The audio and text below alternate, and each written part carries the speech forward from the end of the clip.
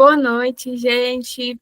Bem-vindos a mais uma aula do nosso mini curso GELIC, com o mini curso desse mês, que é Jane Austen e a cultura pop. Esperamos que todos vocês aproveitem a aula, que vocês gostem, que vocês participem. E vamos começar. Bom, como eu já disse, o minicurso Jane Austen e a cultura pop é o minicurso correspondente ao mês de dezembro.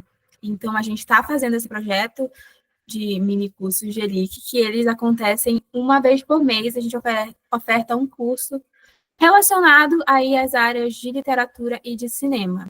Esse projeto ele é vinculado ao nosso grupo de estudos da UFOPA, que é o Grupo de Estudos de Literatura e Cinema, o GELIC. E é uma ação de extensão, né? Qual o nosso objetivo? É fazer essa ponte aí entre comunidade acadêmica e comunidade geral. E vamos lá para o próximo slide. Bom, primeira tarefa de todas que eu tenho aqui é divulgar as nossas redes sociais. Se você ainda não segue a gente no Instagram, no YouTube e no Spotify, já para aí, para a gravação, e começa a seguir a gente, abre seu celular, pesquisa lá Gelic_UFOPA.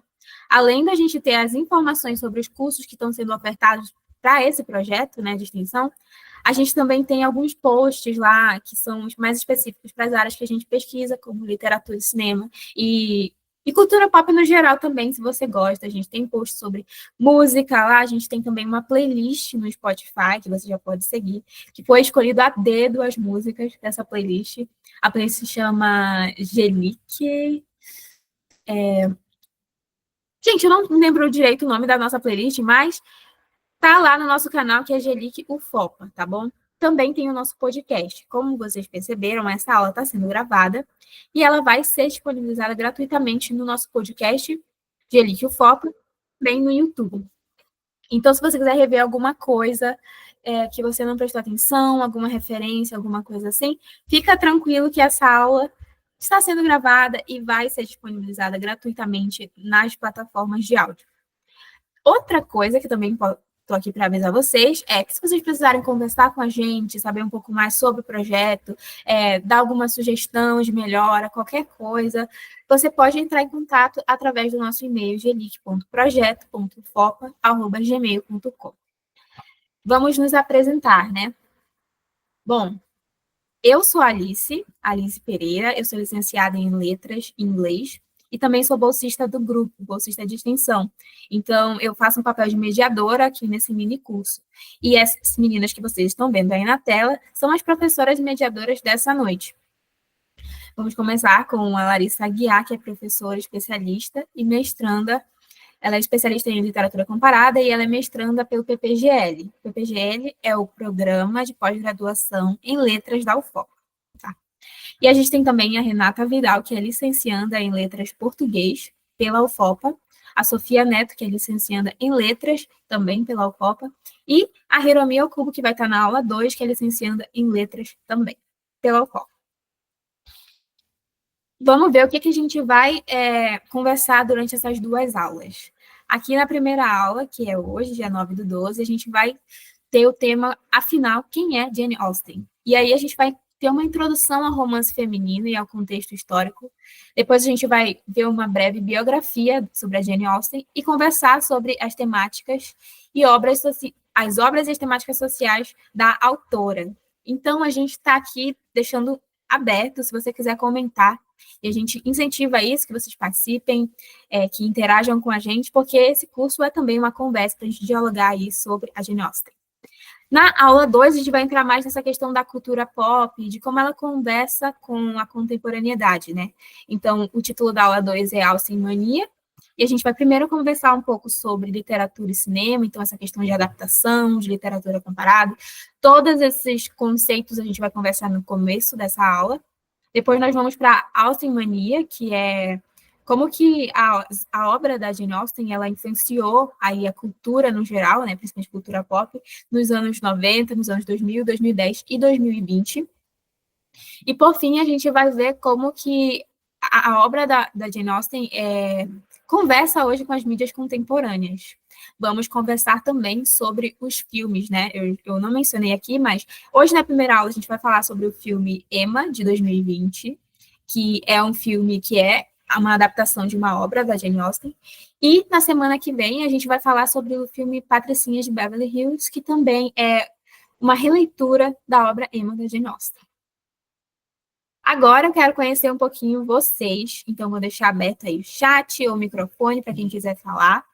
A gente quer saber como é que vocês ficaram sabendo desse curso, qual é a relação de vocês com a Jane Austen, com o tema que a gente vai falar aqui, e de onde vocês são, qual a formação ou profissão de vocês. Então, a gente vai deixar um espacinho aí, um momento agora, para você escrever no chat, se você não quiser ligar o microfone. Se quiser ligar o microfone, fique à vontade, para a gente conhecer um pouco quem é nosso público, quem a gente está conversando essa noite.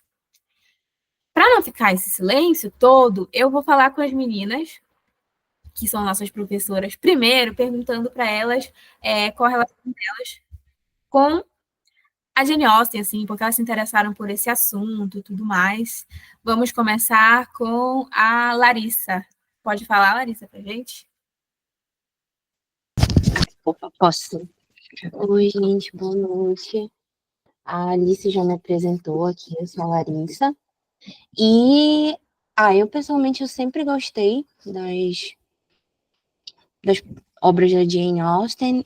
Mais precisamente, eu sempre tive mais afinidade àquelas obras mais populares, né? Tipo, Orgulho e Preconceito e tal. E principalmente porque eu tive a oportunidade de fazer meu TCC, né, da graduação sobre Orgulho e Preconceito, então acho que esse seria o meu maior exemplo de proximidade. Claro que existem outras obras dela que eu gosto de mencionar e tal, e que eu acho que praticamente todas as produções dela é algo que me chama atenção, que eu gosto de discutir, mas mais precisamente Orgulho e Preconceito, porque eu tive a oportunidade de desenvolver esse trabalho durante o TCC, né? Então acho que é mais ou menos essa a minha relação. Tá bom. Obrigada. Renata, fala pra gente. Boa noite, gente.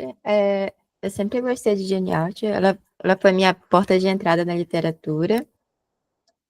Eu comecei lendo Orgulho e Preconceito.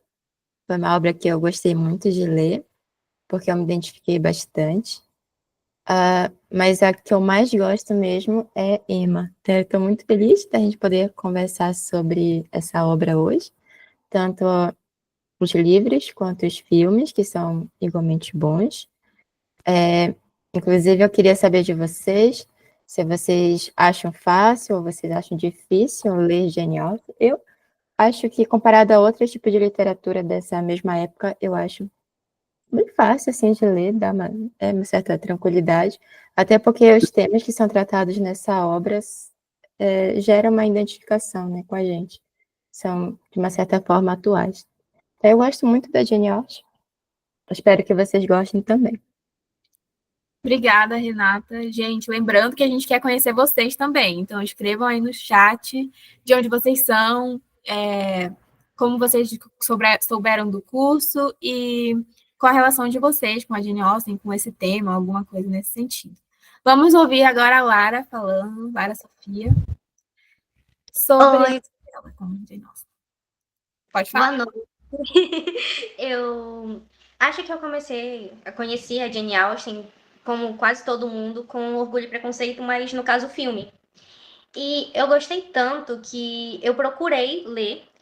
E quando eu soube, ainda mais na época que foi feito, as críticas sociais e também como a personagem principal, ela tinha uma visão diferente do casamento daquela época, eu fiquei completamente encantada, tanto que eu tenho o box com os 6 principais romances da Jane Austen.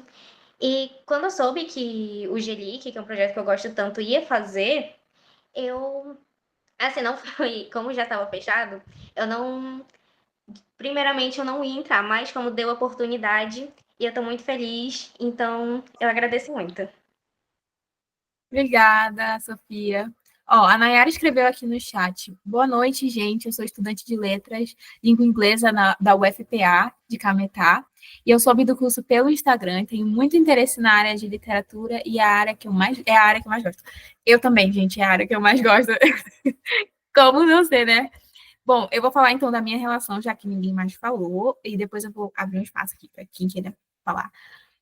Eu também conheci a Jane Austen, assim, já sabia sobre ela, já tinha assistido o filme Orgulho e Preconceito, mas na faculdade a gente teve que ler lá nas primeiras disciplinas de literatura Orgulho e Preconceito, né, para fazer a prova final, e aí eu gostei muito. Eu li assim, só para a prova, né? Só que eu comecei a gostar muito. Eu também, eu acho que é uma das coisas que as meninas falaram aí, é que gera muita identificação, né? E por ser uma obra tão antiga, que fala coisas tão atuais, eu, assim, fiquei obcecada. Também comprei coletânea dela e, e comecei a ler todos os livros. Assim, eu acho que faltam apenas dois, eu acho, dos principais que ela escreveu para eu terminar de ler.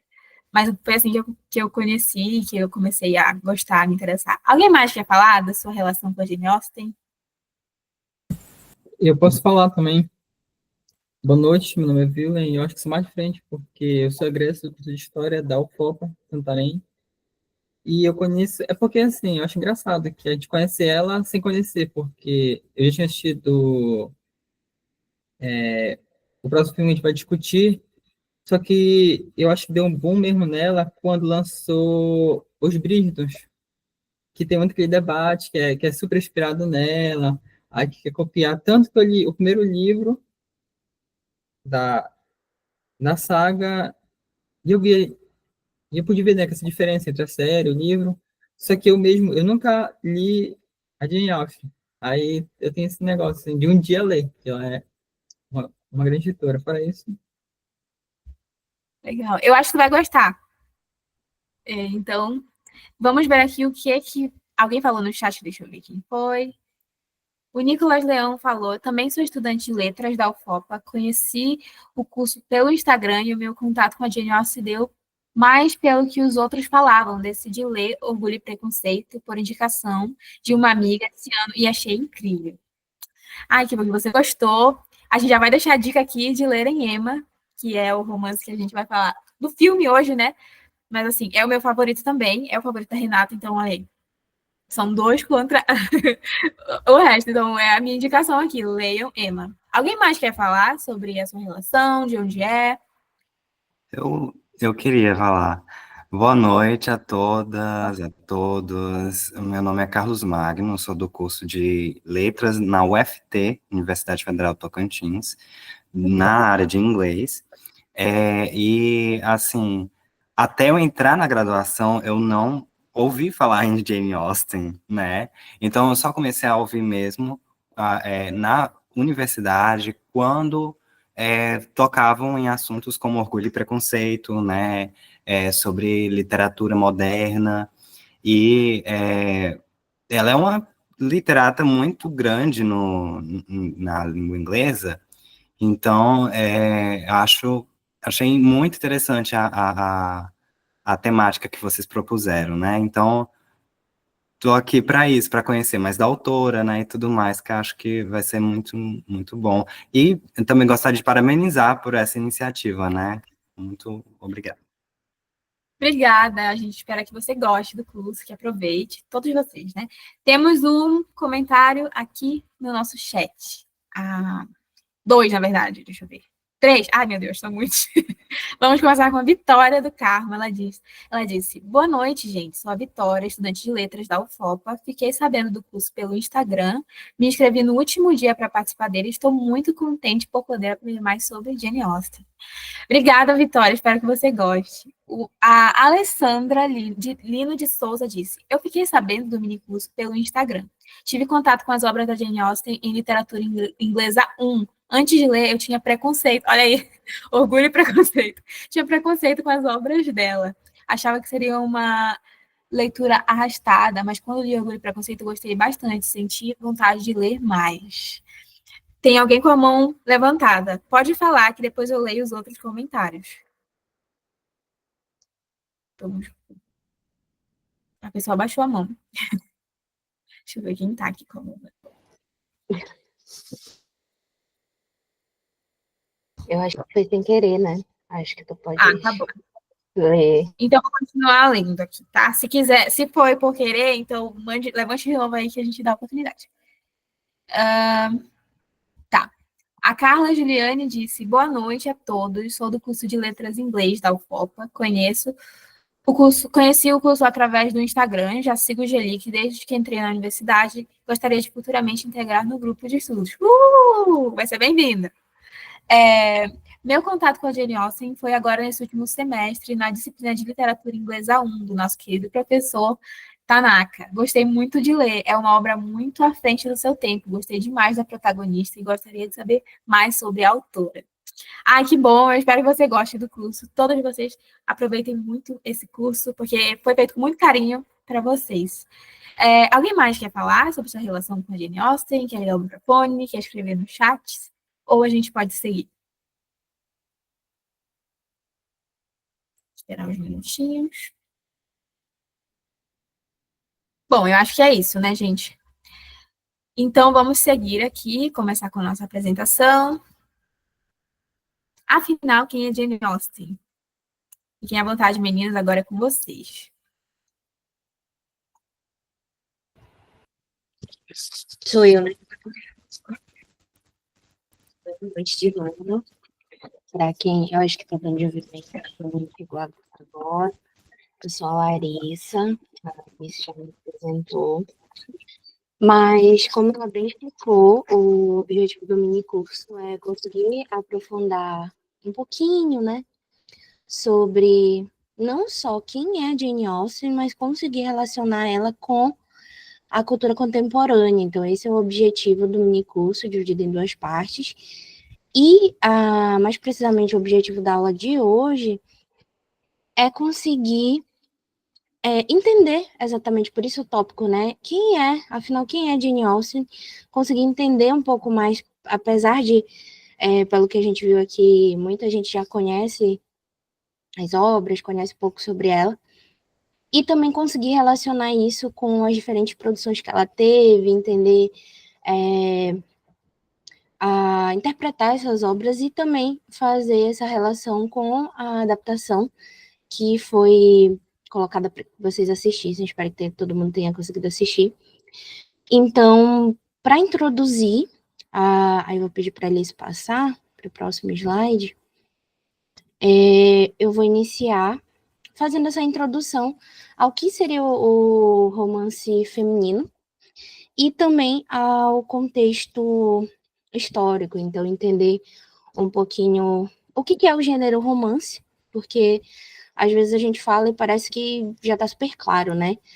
Mas às vezes não. Às vezes é importante a gente conseguir entender o sentido da palavra, entender como se aplica e também, principalmente, como relacionar isso a Jane Austen, que é o foco do mini curso. Então, eu vou pedir para ela passar também. Essa imagem aí de Orgulho e Preconceito, claro, de 2005. Então, para começar, é importante entender o que é o gênero romance na literatura inglesa. Então, o gênero romance, ele teve essa ascensão por volta do século XVIII, e foi principalmente a partir dessa obra do Ian Watt, a ascensão do romance, né, The Rise of the Novel, que a gente tem uma perspectiva bastante interessante sobre o que seria, mais precisamente, entender como se deu essa evolução do gênero como um todo. E eu citei aqui o Daniel Defoe, o Samuel Richardson e o Henry Fielding, principalmente porque foram os primeiros autores que criaram romances, que escreveram romances nesse período aí do século XVIII, e principalmente entender como, de repente, a Jane Austen pode estar ligada a esse contexto. Então, o Daniel Defoe, ele escreveu, acho que muita gente conhece, o Robinson Crusoe. O Samuel Richardson, ele escreveu Moll Flanders, então foram as primeiras produções de romance. E, basicamente, o que seria o romance, né? Como caracterizado pelo Ian Watt, seria um gênero que basicamente está focado em representar o realismo formal. E aí a gente tenta entender o que seria o realismo formal, né? Eu não sei se todo mundo já ouviu falar, mas é basicamente um tipo de gênero que procura representar um pouco mais sobre individualidade, é uma história que segue um tempo cronológico também, é bem detalhado, então ocorre uma descrição detalhada, e principalmente busca a particularidade. Então, uma das características, por exemplo, do romance do Daniel Defoe, que é o Robinson Crusoe, é o uso dos nomes próprios, né? Então, trazer essa particularidade pro romance, para a obra em si. Você pode passar aí o slide. Eu trouxe esse trecho também dessa obra aqui. Essa obra sobre a ascensão do romance é bastante importante, como eu disse, para entender o que é o romance, né? E assim a gente conseguir vincular ao restante do conteúdo. Então, eu trouxe a citação, está em inglês, mas fala basicamente que o romance ele é a forma da literatura que mais reflete o individualismo, né, a individualidade, e a inovação reorientação inovadora, né? Então, o que seria essa reorientação inovadora? Seria basicamente ter uma abordagem mais crítica sobre o romance em si, né? Então, usar o romance a partir de uma abordagem mais crítica. Outras características que a gente também consegue trazer do geral a partir dessa obra da Ascensão do Romance é entender o individualismo, a representação do realismo e essa representação da experiência particular. Eu tentei fazer esse esquema aqui sobre como ocorreria essa construção do romance, né? Então, tem o indivíduo, tem o espaço e o tempo. Então, todos eles estão relacionados e o espaço e o tempo ele está vinculado, ele está em dependência, em codependência ao indivíduo. Aí você pode passar também o slide, por favor. E aí, finalmente, a gente consegue adentrar um pouquinho, se aproximar um pouco mais do tópico principal aqui, que seria a Jane.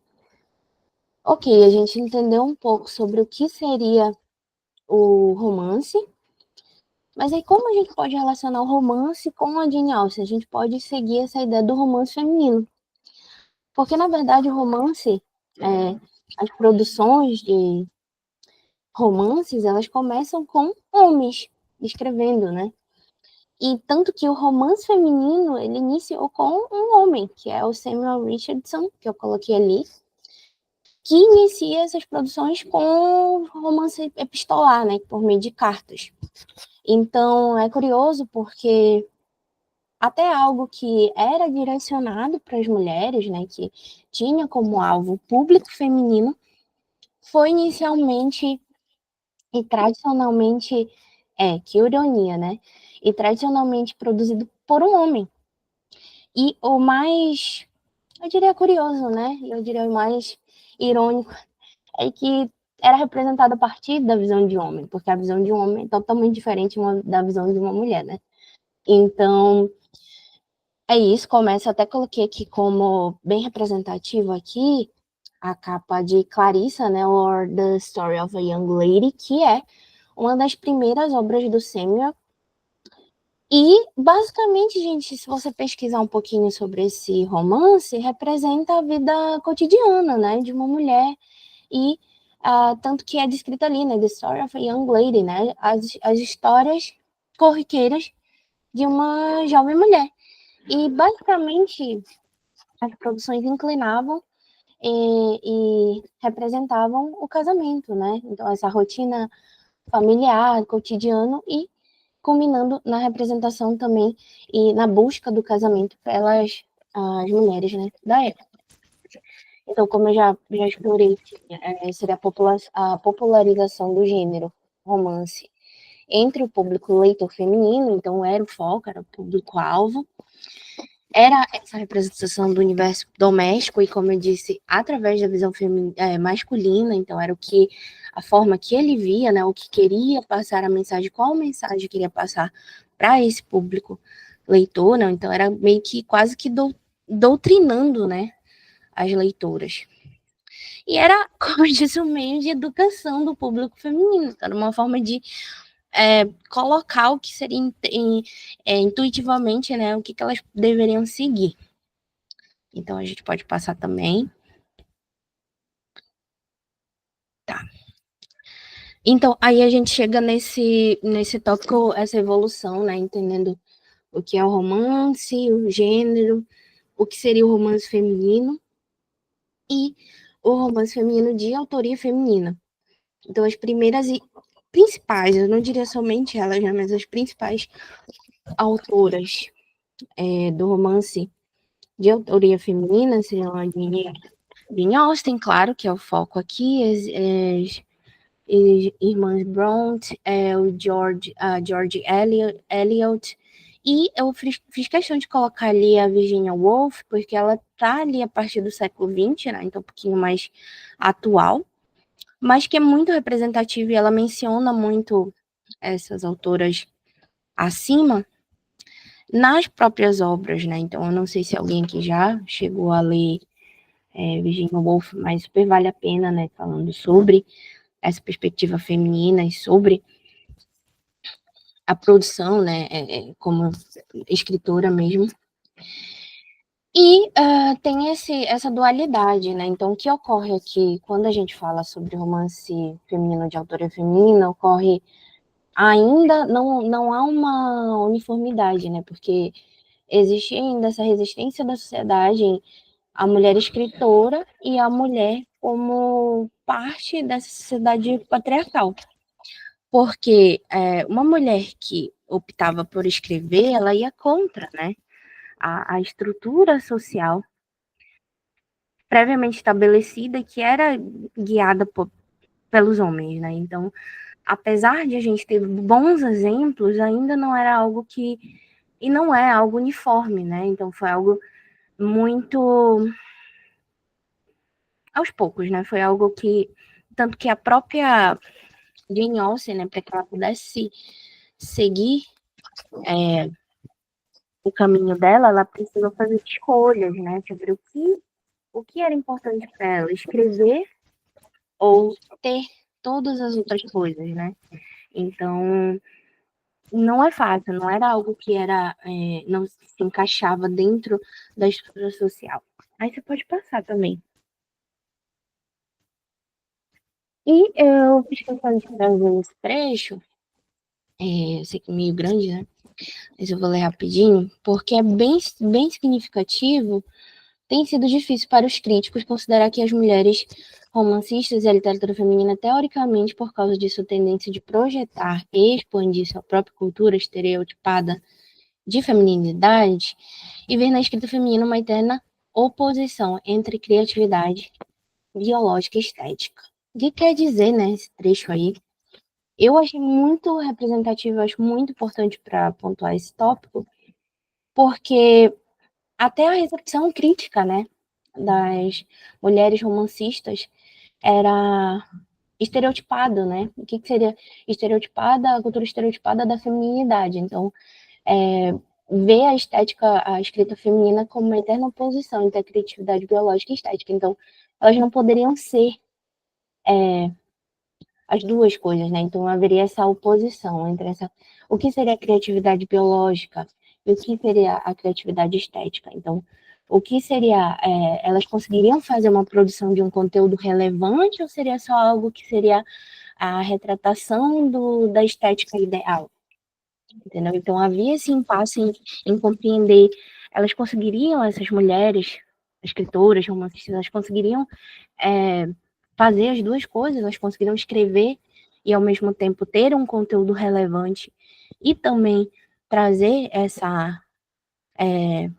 esse aspecto da feminilidade ou não. Então, ainda havia como um obstáculo, né? Acho que ainda existe, né? Mas ainda mais quando a gente retoma aquele contexto que a gente vem desde o início aqui dos slides. Você pode passar também, Alice? Isso. E aí, enfim, entender como o que a gente poderia relacionar da Jane Austen com o gênero romance em si, porque a gente percebe que a gente foi construindo, né? A gente foi desde entender o que é o gênero, relacionar com o romance de autoria feminina e aí sim chegar até ela, porque ela é uma das coisas que a gente pode pontuar nisso, mas que é um universo muito grande.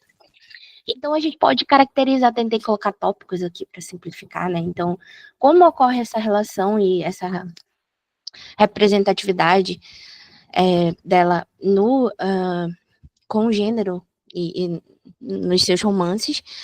Basicamente, ela trabalhava também a temática da crítica social, a partir da representação realista e do individualismo também, ter uma perspectiva bem individual, até pela questão da forma como ela narrava e também direcionava o público, né, o leitor, até os determinados acontecimentos, o formalismo também, e certo tom de ironia. A ironia também é uma característica, mesmo que um pouco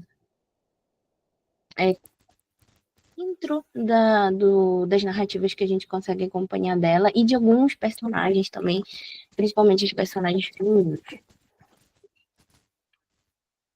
Pode falar.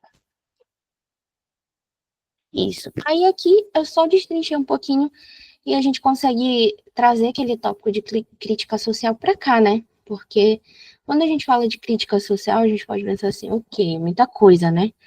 Mas basicamente a gente tinha um foco, né, de fazer críticas e evidenciar, eu diria, evidenciar essas limitações e o conflito das mulheres em relação às restrições da época. Então, apesar de, como eu disse, em muitas histórias, a gente achar assim, tem muita gente, né, que acha, ai, mas isso tá só contando a história aqui de fulano de tal, mas não, dentro daquela história ela tá conseguindo construir a crítica, porque a gente tem que lembrar o período, né, que ela estava escrevendo qual era o público dela, né? Então, como ela ia abordar, e essa foi a forma que ela conseguiu de fazer essa abordagem. Então, era a partir de narrativas, né, sobre a vida doméstica e privada. Então, a partir disso, ela conseguia desdobrar todos os demais acontecimentos e a crítica que muita gente aqui que de repente já leu um pouco, ou até mesmo assistiu as adaptações, consegue relacionar. Mas pode passar, tá?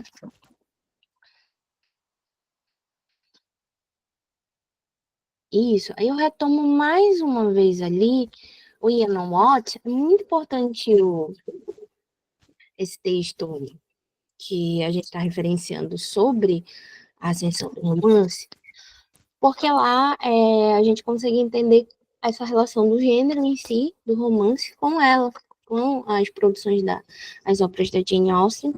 Então, a partir desse autor, a gente consegue ter uma visão de como, de repente, ela se assemelharia com aqueles primeiros autores, né, que escreveram os romances, como eu mencionei lá no início. Então, ele compara que a Jane Austen, ela chegou a aprimorar as estratégias do Richardson. Lembra que eu mencionei lá que era aquele autor que iniciou o romance feminino, apesar dele ser um homem, né? Então, ela consegue aprimorar o que ele fez assim de maneira mais rudimentar no início. Também ela conseguiu, a partir da análise dele, trazer esse tom sátiro e o estilo narrativo do outro autor, do Henry Fielding.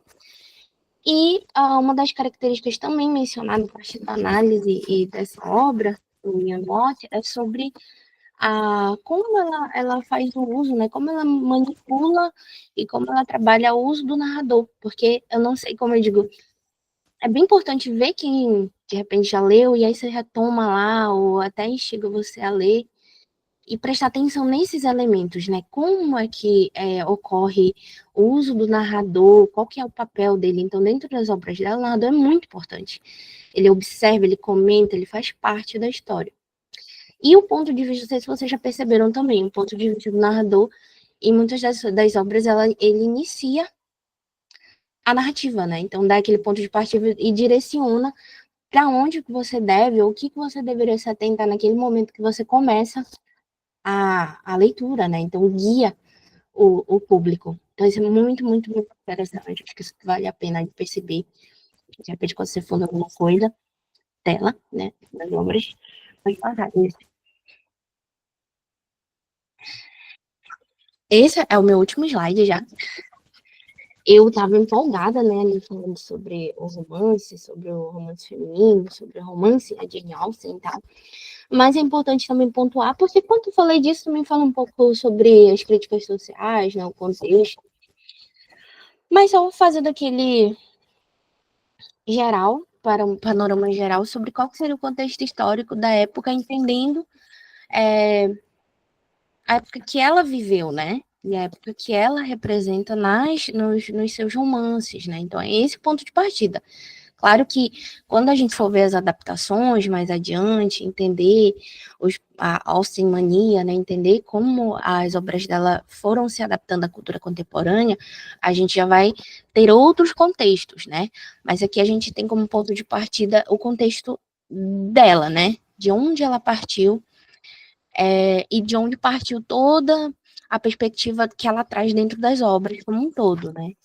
Então, era a Inglaterra dos séculos XVIII e XIX, que foi o período que ela viveu, basicamente caracterizado pela era georgiana, e principalmente algo que é muito relevante e que a gente acaba pensando assim, isso não é muito representado nas obras, mas é o plano de fundo das obras, né? É a questão do processo industrial, da ascensão da Revolução Industrial. E existia esse panorama, né, entre a vida rural e os processos de industrialização e o processo de crescimento das cidades, né? Porque a maioria pelo menos os romances muito famosos dela, a gente tem muito a representação da vida rural, né? Mas sempre tem aquele panorama em quem tá na cidade grande, né? E quem tá na área rural, então faz essa relação, apesar de a gente não perceber assim a princípio. É importante mencionar também que foi o período das guerras napoleônicas, né, porque isso influencia também dentro do plano de fundo da questão social e econômica. E, claro, como eu já mencionei anteriormente, ela veio, né, e representa principalmente a sociedade patriarcal, que é a sociedade que tem como representante, é guiada pela figura masculina, tanto que as personagens, principalmente eu gosto de mencionar o Orgulho e Preconceito, né, é muito presente essa representação da sociedade patriarcal e como não funcionaria sem o representante masculino. Gente, aí agora a gente vai prosseguir, a gente vai saber um pouquinho mais sobre a biografia da autora, né?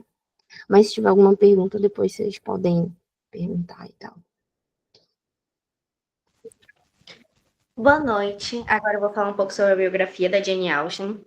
E um pouco como a própria vida dela tem interferência nas próprias obras.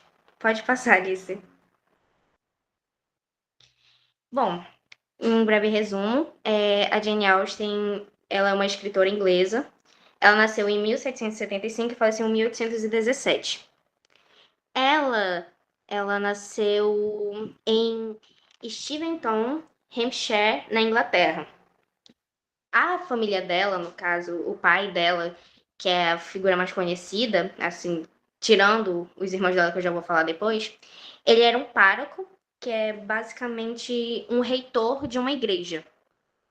Como ela era uma sétima filha, a família dela era muito grande, tinha 8 filhos e só 2 meninas. Ela e a irmã Cassandra, que é inclusive muito importante para a história.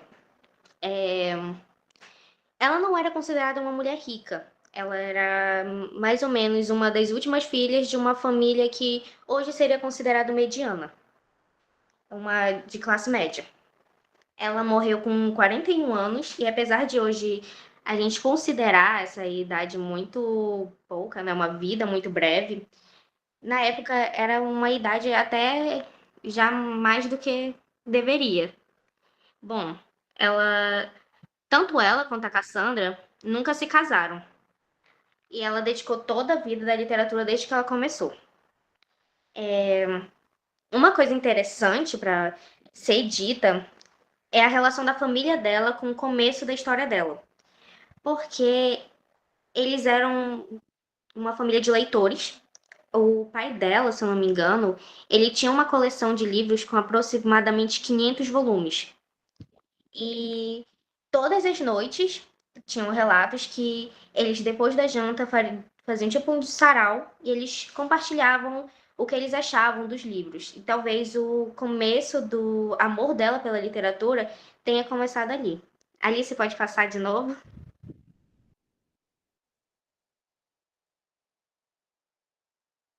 Os romances dela, eles são marcados muito pela ironia e pela crítica social.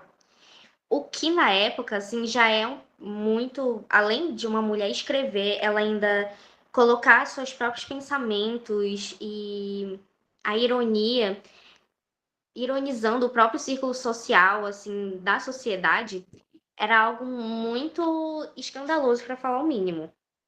Orgulho e Preconceito, claramente, como muito falado, essa obra mais famosa.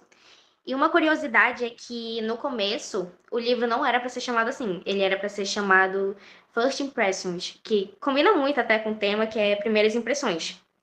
Só que, em um dos livros que ela gostava muito, ela pegou essa ideia de orgulho e preconceito, que se encaixa perfeitamente no tema até, por causa, claro, do orgulho da Elizabeth e do preconceito do Sir Darcy.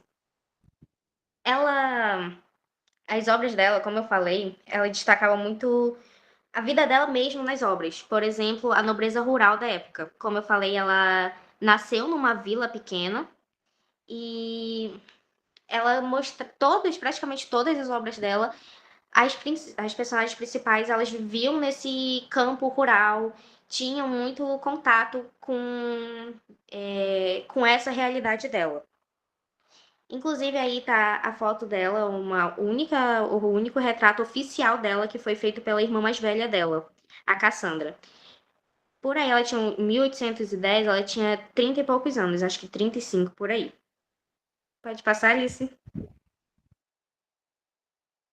Ela teve 6 romances publicados entre 1811 e 1817, inclusive 2 obras póstumas, que, se eu não me engano, foram Persuasão e A Baldia de Northrend.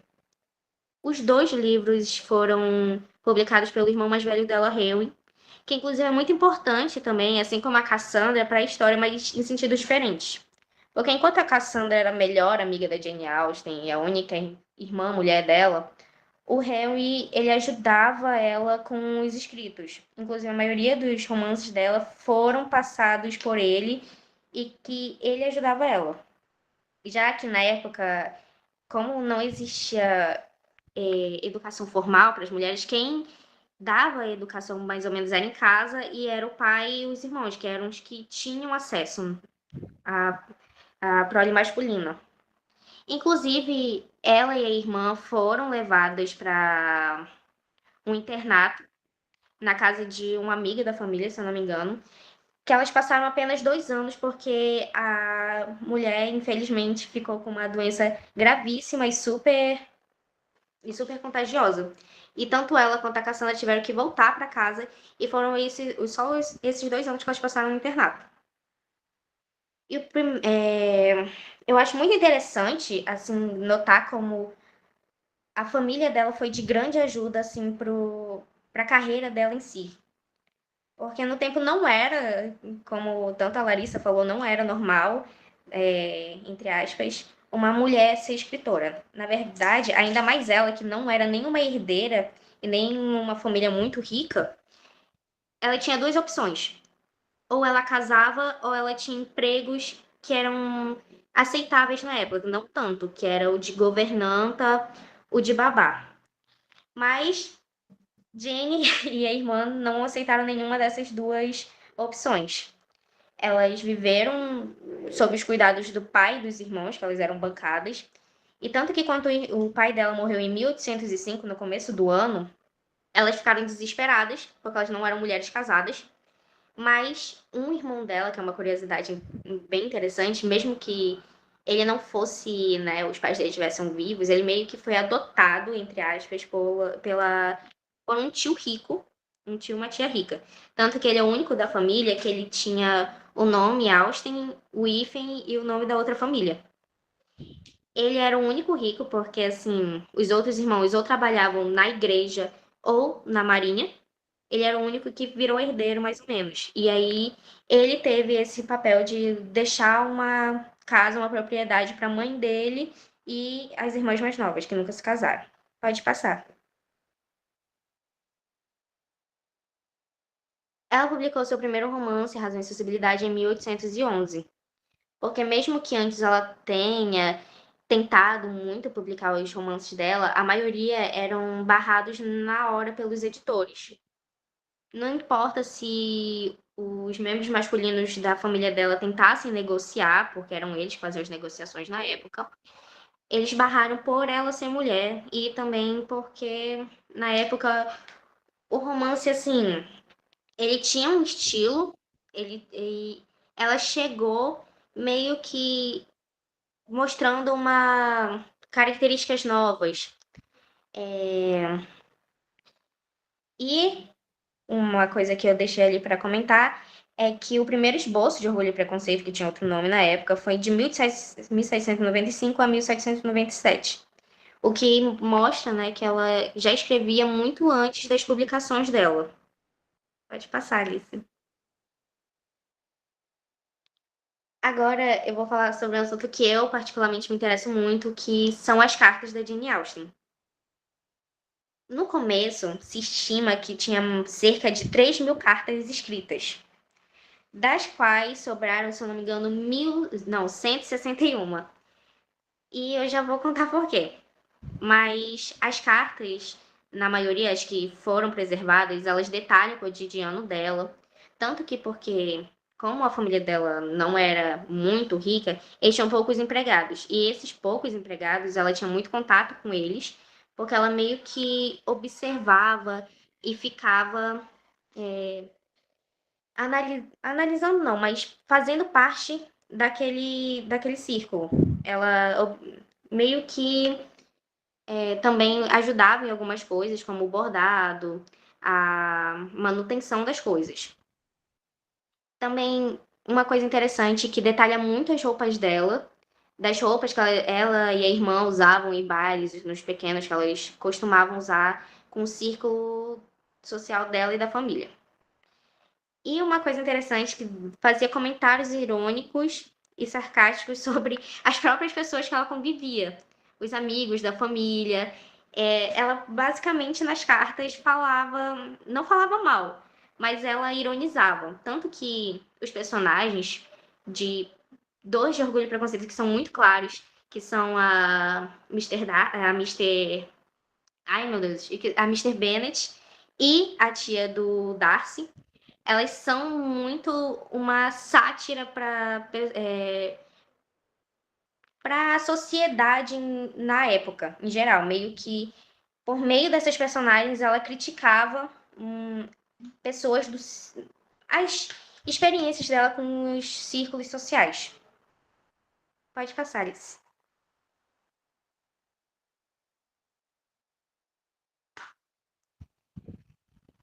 Na época que ela escrevia, né? Que elas publicavam, a maioria das mulheres que escreviam, se não todas, elas escreviam anonimamente. Tanto que no final não, mas nas suas publicações, ela fazia um offer e, se eu não me engano, era offer D, que não especificava o gênero dela. Tanto que até no final do século XIX, os romances dela não eram atribuídos a ela. Até as duas obras póstumas que teve, que um Harry, o irmão dela, postou, ele não falava que era dela, só falava que era uma obra que tinha um teor biográfico, porque ela já indicando que o autor já tinha morrido. Mas que não especificou que era ela até muito tempo depois. Uma coisa que eu esqueci de falar sobre as cartas é que as cartas foram destruídas pela própria irmã da Jane Austen, a Cassandra. Ela simplesmente, na verdade, foi anos depois da morte da Jane, o que meio que para mim mostra que ela não teve assim o desejo desde o começo de destruir as cartas. Ela simplesmente estava com muita saudade da irmã. Eu acho que ela leu. Não sei o que aconteceu, o que tinha nessas cartas, na verdade, ninguém nunca vai saber. Ela queimou a maioria. Muitas, muitas, muitas cartas. E o que ela não queimou, ela cortou para censurar o que ela permitia, o que ela acha que a sociedade não veria a irmã dela com bons olhos. Tanto que isso é muito polêmico, eu acho que é um dos assuntos mais polêmicos ao redor da família da Jane Austen, porque teve uma briga depois que as sobrinhas delas falavam que, na verdade, ela fez isso por ciúmes, porque a maioria das cartas que foram destruídas também eram endereçadas ao Henry, o irmão homem favorito da Jane Austen. As sobrinhas acusaram de ser ciúmes, mas a Cassandra, até a sua morte, defendeu que, na verdade, ela só queria proteger a honra de sua irmã, mais ou menos. O que fica, né? Aí, o que tinha nessas cartas para Cassandra querer proteger ela? Eu acho que o slide acabou. Não sei se acabou, Alice. Ah, tá. Ah, uma coisa importante. Todas as personagens, como eu falei, ou a maioria, elas tinham esse tipo da Jane, menos a Emma.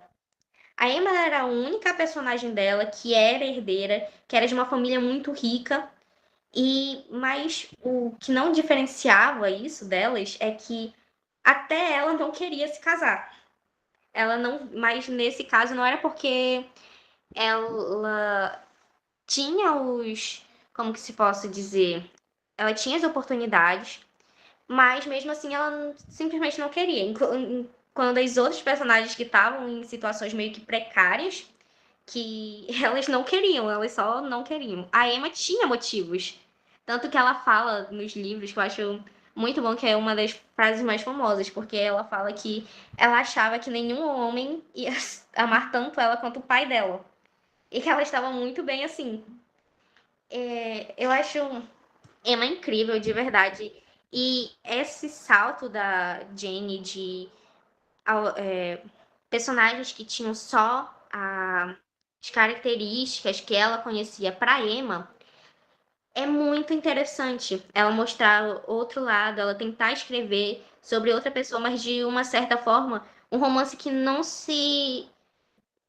fica muito além, muito diferenciado do que ela já escrevia. Algumas teorias, inclusive, falam que, na verdade, ela teve a ideia de Emma quando ela ficou no reformatório não, no internato, junto com a irmã. Porque como tinha muitas meninas ricas, ela poderia ter conhecido esse mundo e então ter a ideia de Emma. E ela foi uma das primeiras autoras, se eu não me engano, que ela fez uso do discurso indireto livre.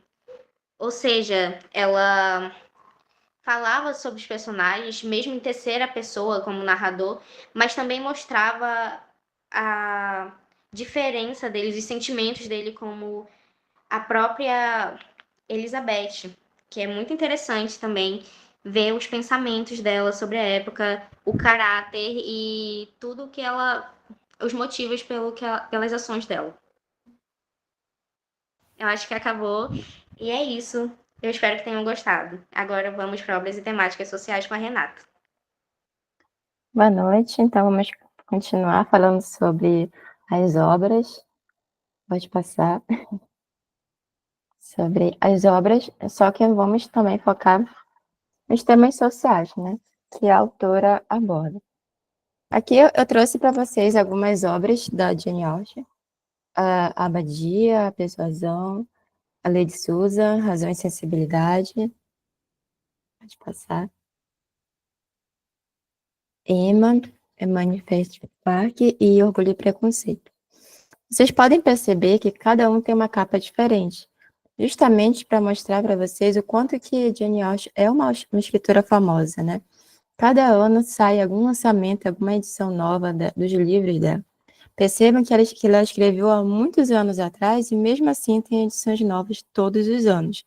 Cada um com uma capa diferente, algumas com uma capa de filme, né, das adaptações para o cinema, outros com uma capa mais antiga, com imagem, com desenhos, tem de todas as formas. Inclusive, Tem até a Turma da Mônica de Orgulho e Preconceito. É de todas as formas que a Jane Austen se apresenta para nós. Pode passar.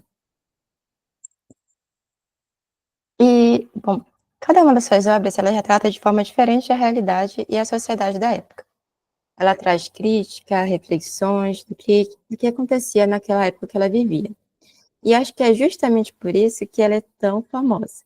Bom, eu acho que tem 3 motivos da Jane Austen ser tão famosa. O primeiro é essa representação que ela dá, principalmente do universo feminino, em relação principalmente ao casamento, né? Como é que o casamento, de uma certa forma, é uma pressão para as mulheres, e aí as mulheres que leem, não só as mulheres, mas quando a gente lê, a gente se identifica. A segunda coisa é a forma como ela escreve, né? De maneira sutil, de maneira até direta, né? Ela escreve de maneira que facilita a nossa vida como leitor. E a terceira é o uso da ironia. Justamente quando a gente vai lendo, a gente vai achando graça de algumas coisas, a gente vai refletindo sobre algumas coisas, e a gente vai relendo o livro, a gente percebe coisas que a gente nem tinha notado na primeira vez que a gente leu. Então, são coisas que, quando conhece a obra, a gente vai se identificando. A autora, ela traz nas suas obras 3 coisas que são muito importantes, né? A primeira é a representação feminina. Então, todas as suas personagens, as suas heroínas, são mulheres, né? São mulheres. Inclusive, olha como ela é irônica, né? Todas elas se casam por amor, mas todas elas zombam, desdenham do casamento arranjado, mas se casam com homens ricos. Então, é interessante, né? Como aquelas mulheres não querem muito se casar, elas clamam meio, né? Desdenham do casamento ali, mas elas se casam por amor e por homens ricos, né? Com homens ricos. O casamento naquela época, é importante lembrar, que era importante porque ele dava às mulheres, em específico, a mobilidade social. A gente via que naquela sociedade com bastante hierarquia, e através do casamento, as mulheres conseguiam ter uma vida com mais qualidade. Afinal, elas não tinham tantos direitos quanto nós temos hoje. Então, como elas não tinham direito acesso ao trabalho, acesso a direitos políticos, etc., então a forma dela ter uma qualidade de vida era para o casamento. Então, elas eram criadas para o casamento. Pode passar.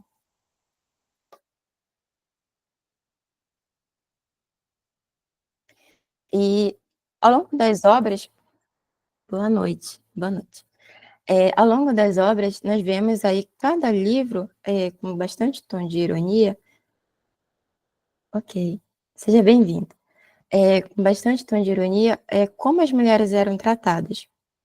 E por que a Jane Austen ela traz principalmente a parte rural, né, de Londres, da Inglaterra? Primeiro porque era onde ela convivia há mais tempo, e também porque era a zona menos nobre, né? Dentro desse mundo estreito e confinado, onde era especificamente onde as mulheres tinham mais atenção.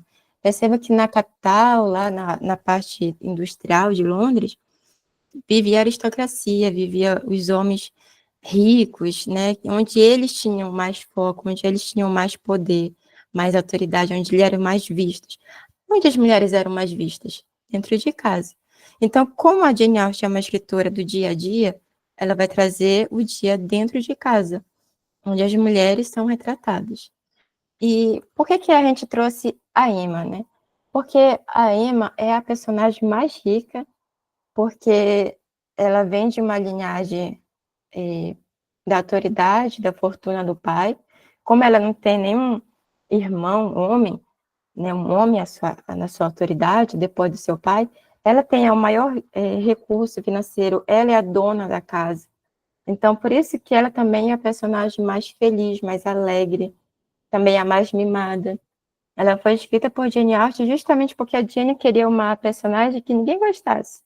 Né? E se você não ler com cuidado, você tem alguns momentos que você não vai gostar da Emma, justamente porque ela é muito mimada, ela é muito autocentrada, etc. Inclusive, eu trouxe aqui essa citação bem no começo do livro, né, que ela fala: Emma é uma pessoa bonita, inteligente e rica, com uma casa confortável e a disposição alegre. Parece reunir algumas das maiores bênçãos da existência. vivera quase 21 anos num mundo com muito pouco a lhe causar angústia ou irritação.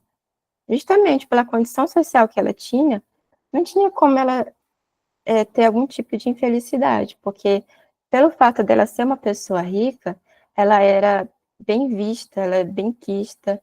Aonde ela ia, ela tinha o que ela falava importava para as pessoas. Então, ela tinha essa autoridade. Justamente por isso que ela é a casamenteira, né? Pode passar. Ela era a casamenteira porque as mulheres responsáveis por ser a casamenteira, ou seja, juntar os casais, eram as pessoas que tinham mais autoridade, né? Tanto financeira quanto realmente de status. A Emma, ela era feliz mesmo naquele ambiente chato. Por quê? Mesmo que ela não tivesse tanto acesso, por ser mulher ainda, ela não tinha tanto acesso aos lugares mais movimentados, etc. Então, dentro da sua casa é onde ela tinha mais autoridade, onde ela tinha mais poder. Justamente por isso, ela, quando ela participava dos bailes, das danças, onde eram os lugares que tinham, era onde eram feitos os casamentos ali, onde as pessoas se conheciam, era onde ela falava mais, era mais exposta, etc. Pode passar.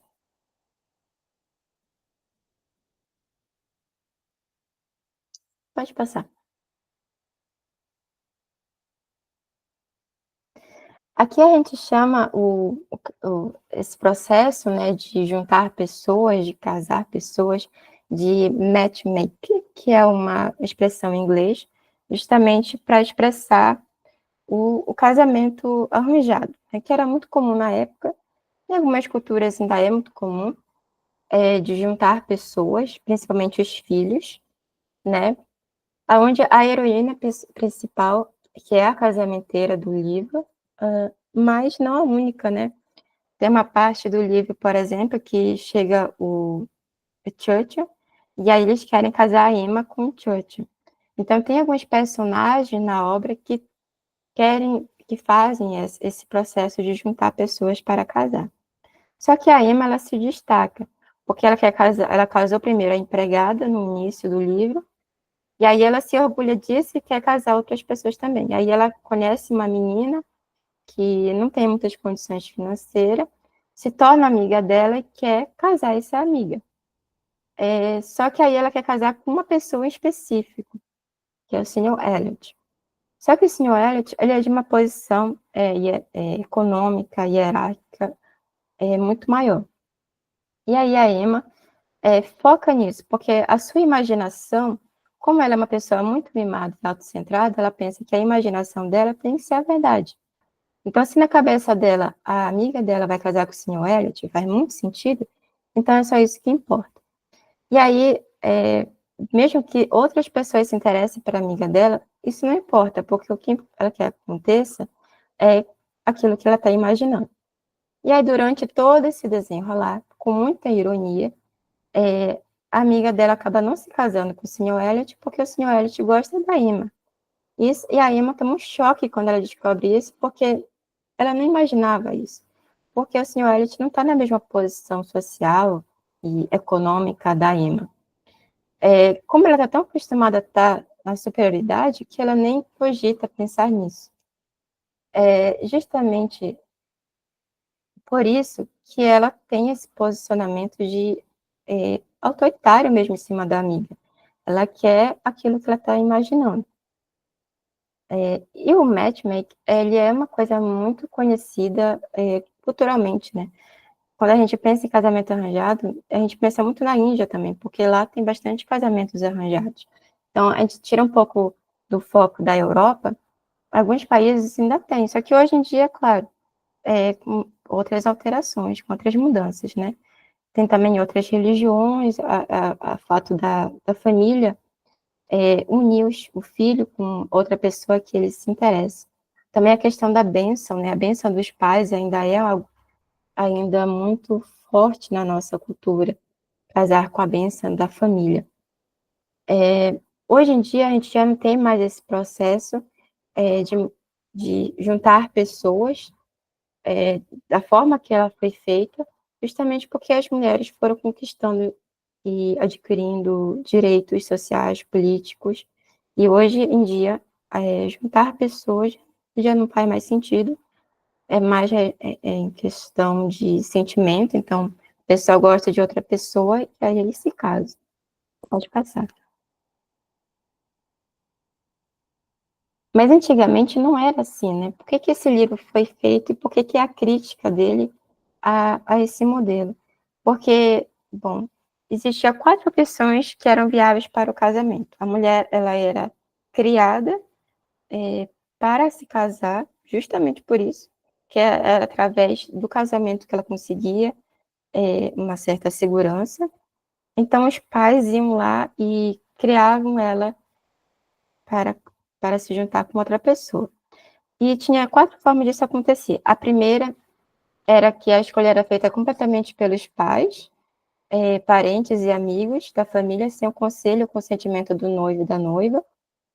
A segunda opção era que a escolha também fosse feita pelos pais, mas era dada à criança, ou, enfim, à jovem, o direito ao veto. Então, a pessoa podia escolher o pretendente que os pais escolhessem antes de passar.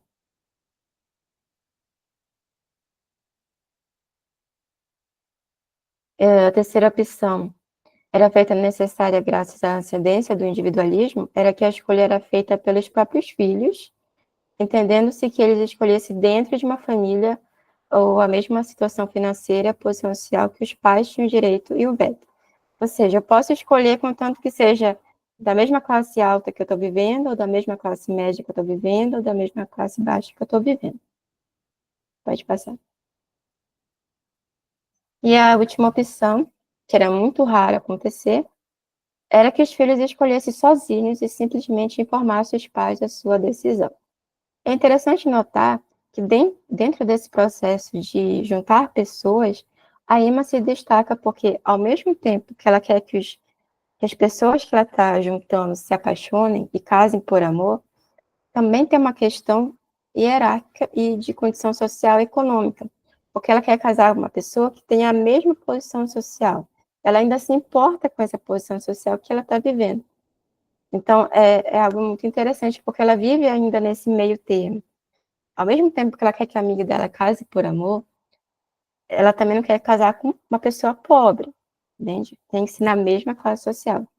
E é interessante notar também que Emma não é uma pessoa que quer se casar. E por que que ela fala isso tão confortavelmente? Porque ela tem dinheiro. Como ela tem uma classe social boa e ela não é cobrada, pressionada pelo pai e nem pela sociedade, ela não sente essa pressão. A mulher só é pressionada quando ela é uma mulher pobre, porque aí ela é vista com pena. Nossa, ninguém quis casar com ela, porque ela é uma pessoa pobre, vai ser celibatária. Mas se a mulher é rica, ela é livre. Então, tem essa questão também econômica relacionada ao casamento. Ele é visto mais de uma maneira prática do que emocional. E é isso.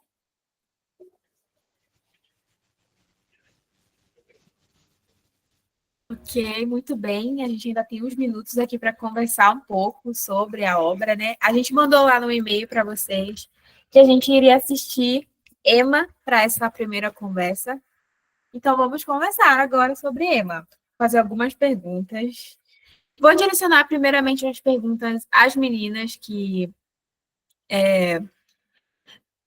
fizeram parte aqui da apresentação. Deixa eu só mudar o slide. E aí, quem quiser responder, fica à vontade, tá bom? Pode abrir o microfone. A gente quer realmente a participação de vocês. Gente, eu não estou conseguindo abrir o slide que eu quero. Enfim, vou procurar aqui as perguntas para a gente começar, que a gente está com pouco tempo.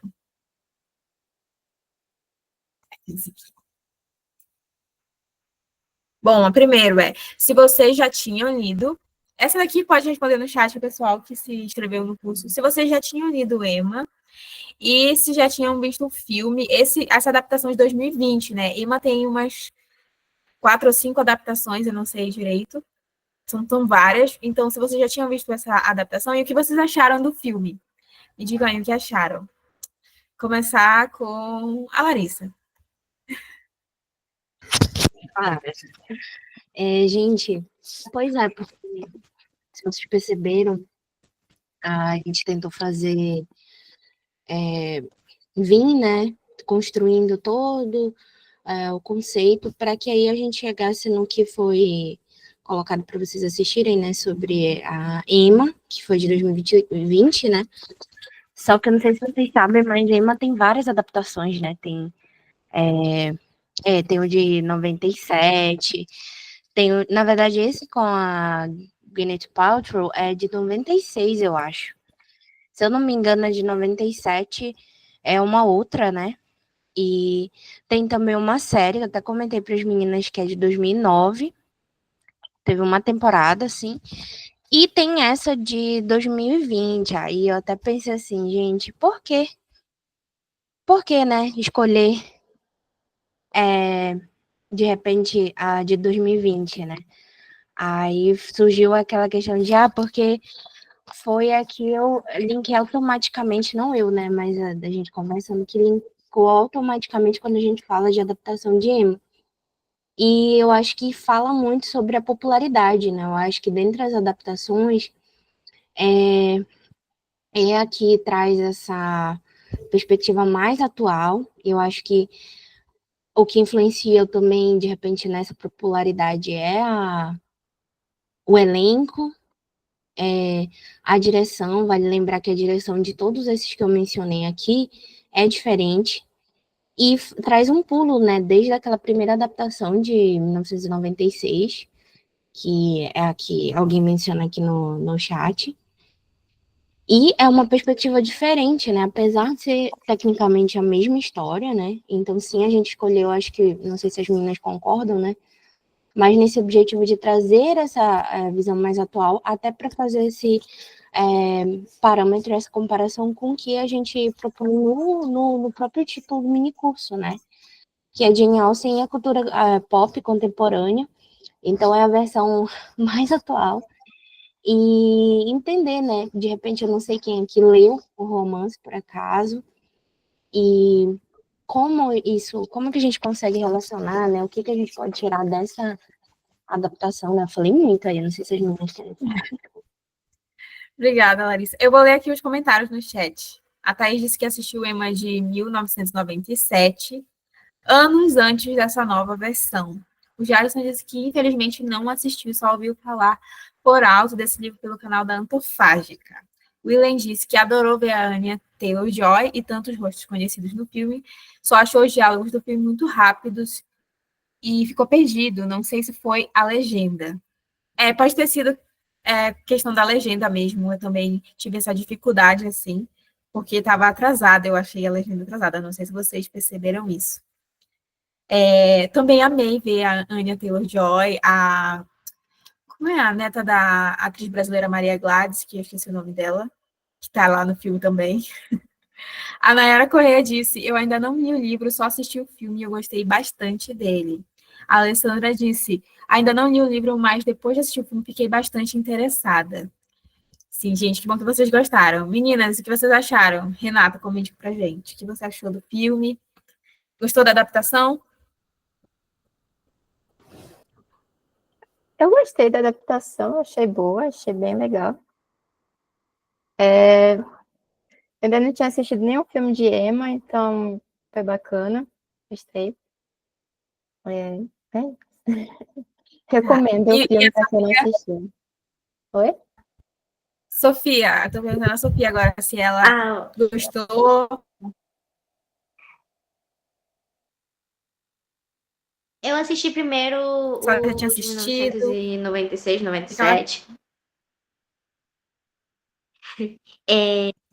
E eu li o livro. Eu acho que a primeira adaptação, por mais que seja muito boa, a de 1996, eu achei o romance dela muito mais rápido do que esse de 2020. É de 2020, né? Eu acho. É, Esse eu tenho uma certa preferência por causa da Anna Taylor-Joy também, mas a atriz do primeiro filme é incrível. Eu gosto das duas adaptações também, da essência da Emma, que tanto ela sendo uma pessoa mimada e tal, ela no final não fez totalmente por maldade. Ela tinha uma intenção boa, assim, só que ela se perdeu no meio do caminho. Eu acho muito interessante isso. Obrigada. Alguém mais quer comentar se gostou do filme, se já tinha visto? Quer ligar o microfone? Tem mais alguns comentários aqui. Gente, eu coloquei a lista de frequência no chat, então não esqueçam de assinar, tá bom? A Carla Juliane disse também não leu o livro, mas ficou bem interessada em ler esse e outras obras da Jane Austen. O filme é interessante, gostei também. Eu também amei a adaptação, gente. Eu já tinha assistido, não, lido ao livro, né? E eu estava relutante em assistir a adaptação, mas eu gostei demais, achei muito boa, muito divertida. Eu acho que pega o tom lá da Emma do livro, né? Que é uma pessoa divertida, que ela não tem preocupações, como disseram aqui, já que ela é rica, né? Deixa eu ver se tem mais comentários. A Alessandra disse: uma dúvida que pode ser meio boba é que essa obra sendo meu primeiro contato. Não, é que esse está sendo meu primeiro contato com a obra. Queria saber se a Emma só viveu 21 anos ou esse foi o tempo que ela viveu sem ter preocupações. Eu acredito que foi o tempo que ela viveu sem ter preocupações, que a preocupação que ela arranjou foi essa preocupação aí do amor e tal. Acho que é essa a ironia. Vocês concordam? Sim. 21 anos foi lá quando ela começou a história, né? Começa quando ela tem 21 anos. Vamos ver outra pergunta que a gente ainda tem um tempinho. Não esqueçam de preencher a lista de frequência, gente. O que vocês acham que faz com que Emma e as outras obras da Jane Austen conversem tão bem com o público contemporâneo? A gente falou aí de tantas adaptações e o quanto que os livros dela todo ano estão lançando por uma editora nova, né? E o que vocês acham que faz com que as pessoas do público contemporâneo gostem tanto de Jane Austen? O que fez vocês gostarem de Jane Austen? Alguém pode responder? Vai, Thaís, pode falar. Oi, boa noite. Está conseguindo me ouvir? Sim. Eu acho que, apesar de ser romance, no sentido romântico, não tem todo aquele melodrama que a gente vê em muitas obras contemporâneas, principalmente, assim, nesses filmes de Natal. Eu sei porque quando começa dezembro, a Netflix fica colorida, de vermelho e verde, com aqueles filmes de Natal, que é sempre uma mulher voltando para sua cidade, e aí ela conhece alguém. Então, assim, a quem não curte muito romance, no sentido romântico, por exemplo, como eu não gosto desses livros de romance. Minha estante, eu tinha um amigo que dizia que a minha estante sangra, é só crimes e coisas do tipo. Mas eu gosto dos livros da Jane Austen, acho que eu tenho uns 4 livros dela, justamente por isso, porque é um romance que não tem tanto desse melodrama, é um pouco mais real.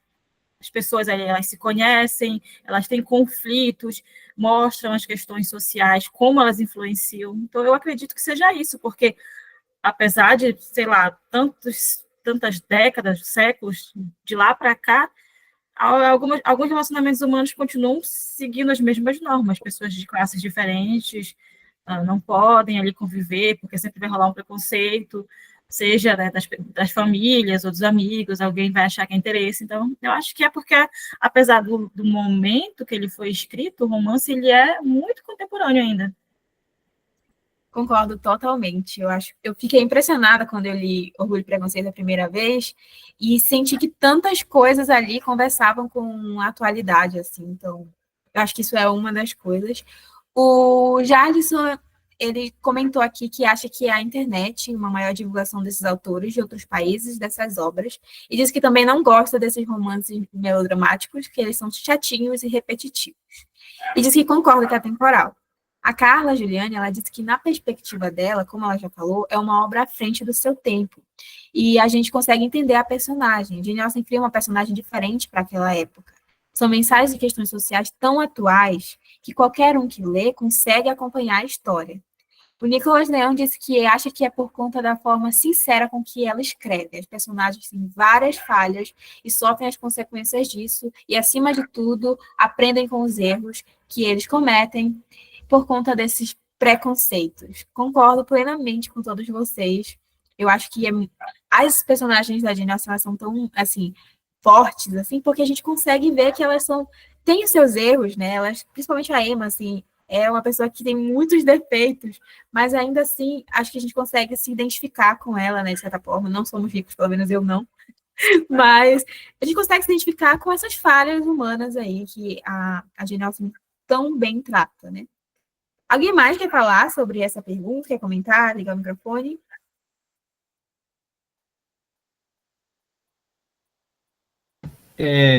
Eu queria falar que eu li um artigo. Não, na verdade não era um artigo, era o TCC, TCC da moça, que eu acho que foi um que você colocaram informativo.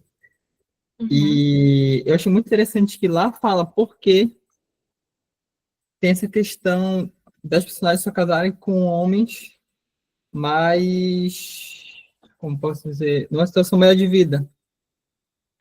E lá ela explica que pela situação da sociedade, era de como, era de como, era de como as mulheres só servem como um produto, uma troca entre as famílias. Sim. Eu até tive uma aula com um professor, foi engraçado, que era sobre a Amazônia no Brasil, e ele explicou que esse negócio do romance e tal, a gente casar com alguém que te gosta, é uma coisa muito atual.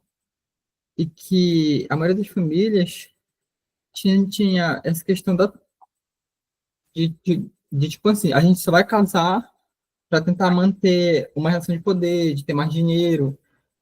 E isso é muito interessante como ela mostra isso na obra dela, da mulher como um produto só de troca, de como que a mulher não tinha direitos, de a mulher só sabe fazer, costurar.